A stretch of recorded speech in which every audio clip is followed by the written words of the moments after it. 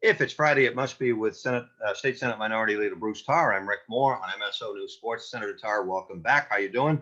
I'm doing well, Rick. Thanks. It's good to be back with you on this Friday. Absolutely. And we're another week headed towards spring, and a lot to talk about. And most of it is either economic related or COVID related. So where would you like to start this week? Well, why don't we start with what I think should always be our top priority, which is public health and COVID. Mm-hmm. And Rick, one of the things that obviously is on everyone's mind, and we're continuing to hear a lot about it, and all of my colleagues are hearing about it, is the issue of vaccines and trying to get as many people vaccinated as quickly as we possibly can. And so one of the things that continues as a theme here is we still are not getting enough doses from the federal government to vaccinate everyone that we would like to. And so the root problem that it manifests itself in many ways. So we've had a new announcement, both from the White House, which handed down an edict that then got carried out by Governor Baker, that teachers will now be eligible to be vaccinated, which we all would like to see. The difficulty is that the federal edict did not come with any more vaccine to be able to accomplish that goal. And so absent that, what we wind up having are a larger group of people seeking to be vaccinated from a very static amount of vaccine coming into the state. And so right now we're all trying to juggle with these issues and wrestle with them. At the same time, we're also trying to see if we can get some more regional vaccine clinics established. And so, for instance, if you look at Cape Ann, geographically, it's a natural place to have a regional vaccination clinic. And yet, even if we're able to achieve one and put the structure together, there still isn't enough vaccine to be able to allow it to operate. So that's one of the things that is causing a lot of frustration. I know folks are very unhappy about trying to get appointments that aren't as available as they should be through the state website and through other portals. But it all boils down to the same problem.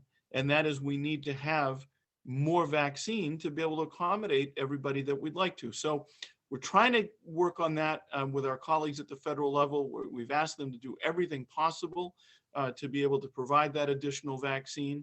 And we'll continue to try to troubleshoot a system that is understandably causing a lot of frustration. I think in terms of applying, registering, and all that, obviously there were some terrible moments at the beginning, but that seems to be smoothing out week by week. And also, people in line, I think people are understanding, okay, you're in line, you're not going to get registered this week, try again next week. And people are beginning to understand that. And I think, Senator, in our pregame warmup, you pointed out something that I thought was very profound. I, for a bit, was a little bit envious of those who have gotten it ahead of me that I didn't think were worthy, if you know what I'm saying. And yet I'm happy for them. And you were pointing out it's all for the good anyway. Well, there's no doubt about it. I mean, one of the main goals of vaccination is to reach something that we call herd immunity. And the goal in Massachusetts to reach herd immunity is to get at least 85% of the population that's above 18 years old vaccinated. And every person that gets vaccinated contributes to getting to that goal. Because when you reach herd immunity, it makes it hard for the COVID-19 virus to transmit and to spread. And so even though it may be frustrating that you or I didn't get our vaccination today, the fact that someone did contributes to making our overall public health better. Yes, and from what I've seen, Massachusetts is rolling on at a pretty good clip getting people vaccinated. Well, the numbers are fairly impressive in terms of the amount of vaccinations that are happening with what we're getting. And so our statistics are very, very favorable compared to other states with more than 5 million people in their population. We are consistently over the last several weeks in the top 10 in that category and much closer to being in the top 1. And so we're doing well with that. And our vaccination rate, that is to say the amount of injections that are happening based on the available amount of vaccine, is about 80% or even greater than 80%. So for what we're getting, it's going into people's arms at a very efficient rate. Again, the problem is we need more. Logistically, is it a question of production from the vaccine companies that aren't getting it to the federal government and then in turn to the state governments? It is, my opinion, from having looked at this a little bit, is that there are not large doses or large quantities of doses sitting in a warehouse somewhere that aren't getting out. It's actually a production issue Okay. and trying to manufacture them. And one of the disappointments that's happened over the last few days is the expectation that we were going to get a lot of doses from Johnson & Johnson, who just got an emergency use authorization from the FDA. And the thought was that once they got that authorization, we were going to see a lot more doses. And according to the governor, what we're going to be getting is something less than half of what had originally been committed. And so we don't see the influx of new vaccine that we thought we were going to get from Johnson & Johnson. And in fact, to remedy that problem, Merck, a competitor of Johnson & Johnson, is actually volunteering to partner with them to help increase the production to get to closer to what they had originally committed to. And Merck apparently, and I don't know that much about this, but apparently has a lot of experience in making vaccines.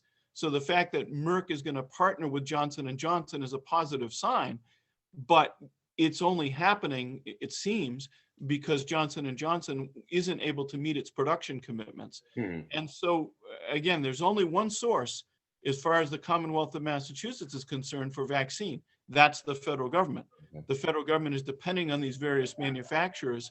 And I would argue we need to do whatever is necessary to increase production so that we don't have folks, as we add categories of eligibility, just waiting longer and having to try harder to find an appointment. What's the case now with businesses, the business-related activities that are going on at the State House?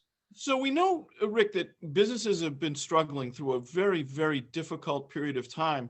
And, we're coming on 1 year, basically, since the public health emergency was instituted by Governor Baker.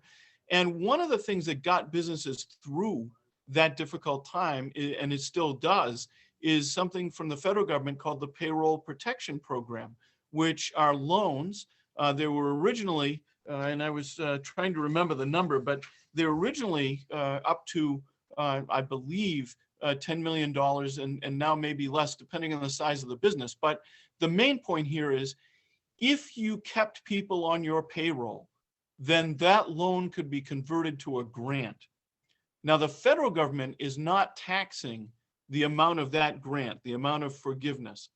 But right now, unless we do something different, the state government will tax it. And a lot of us are arguing that we really shouldn't be doing that. We should follow the lead of the federal government. These businesses didn't budget for that forgiveness. They don't have a lot of additional resources.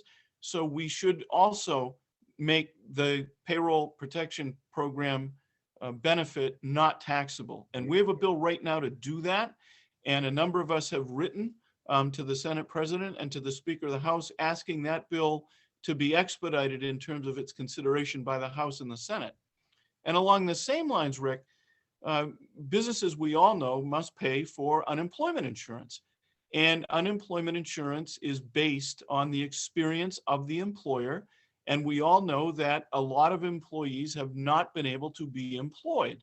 And so that experience rating would reflect a lot of unemployment over the period of the pandemic. So here's the thing. If nothing else changes, in order to keep the fund solvent, the Unemployment Insurance Trust Fund, we would need to borrow significantly large amounts of money from the federal government to be able to keep the fund solvent so it can keep covering people who are unemployed. That, coupled with the experience rating change, would mean that the average employer in Massachusetts, if we do nothing, will wind up having an increase from about, and I'm going to look here specifically, from about $539 to about $866 per employee. Wow. Fortunately, there's a way to try to soften that blow. The schedule would still likely change, but the governor has filed a bill, which I'm very, very supportive of. And by the way, I'm also a co-sponsor of the first bill that I talked about. But the governor's bill would essentially allow the state to use its borrowing power to get better terms and better rates, so that rather than borrowing from the federal government, we would borrow in the private marketplace. We would back that up with the power of state bonding and we would pass the savings on to employers. So there is a way to soften the impact of this increase. And that bill right now is also pending. And a number of us have also written to the Senate President and to the Speaker saying, please take these bills up expeditiously through the legislative process so that we can provide some relief to try to help businesses, particularly now as they're trying to climb out of what's been caused by the pandemic. And I'm hopeful that we can see those bills get passed. Final off the wall question related to that. Is there any kind of projection or anything like that in terms of business recovery coming up? I don't know, in the next year or so, because things do seem to be opening up. The governor has relaxed restrictions. It was great to see him in Gloucester this week. And all of these things that you just mentioned, it seems my hope is that if businesses can ramp up again, then the blow will even be less and they'll be able to get back on their feet and get more people employed. Any hope in that regard? The most readily available one that I can make reference to, Rick, is the joint revenue estimate that we do. And this is a way that the Senate, the House, and the administration can all be on the same page in terms of how much money we're going to be able to spend in the coming year's budget. And that estimate indicates that we will see an increase in revenue.